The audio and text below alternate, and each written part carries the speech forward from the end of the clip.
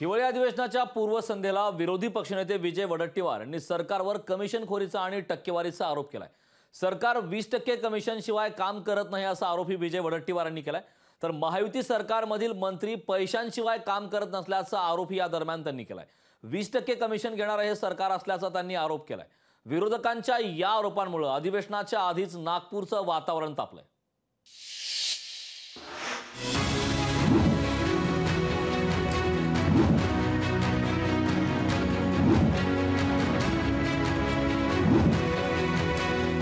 महायुती सरकारवर टक्केवारीचा आरोप। 20% सरकार असल्याचा वडेट्टीवारांचा आरोप। पैशांशिवाय काम होत नसल्याची विरोधकांची तक्रार। महायुती सरकारचं शेवटचं हिवाळी अधिवेशन नागपुरात होत आहे। या अधिवेशनाला सामोरं जाताना सरकारवर टक्केवारीचा आरोप झालाय। महायुती सरकार कमिशनखोर असल्याचा आरोप विरोधकांनी केलाय। पैसे घेतल्याशिवाय मंत्री काम करत नसल्याचा आरोप विरोधी पक्षनेते विजय वडेट्टीवार यांनी केलाय।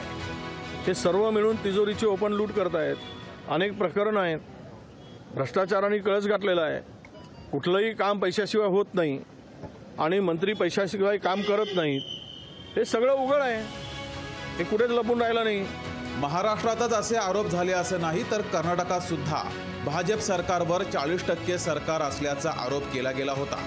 मध्य प्रदेश आणि राजस्थानमधील सरकारवरही टक्केवारीचे आरोप झाले होते।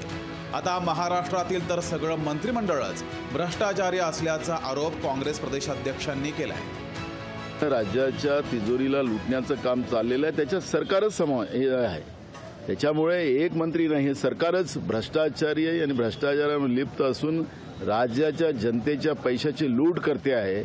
त्यामुळे एक मंत्री नाही, सगळेच मंत्रिमंडळच त्याला हे भ्रष्टाचारी मंत्रिमंडळ आहे हे आपल्याला म्हणता येईल। सत्ताधाऱ्यांनी विरोधकांच्या आरोपावर पलटवार केलाय।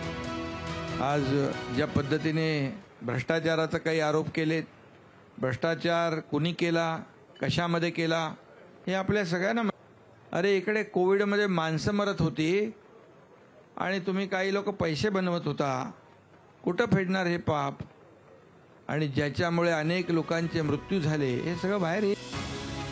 निवडणुकीला सामोरं जाताना विरोधकांनी सत्ताधाऱ्यांवर 20% सरकार असल्याचा आरोप केलाय। कर्नाटक आणि मध्य प्रदेशचा अनुभव पाहता आगामी निवडणुकीत या आरोपांचाच मोठा मुद्दा होण्याची शक्यता नाकारता येत नाहीये। कल्पना नळसकरसह चेतन ननावरे, लोकशाही मराठी, नागपूर।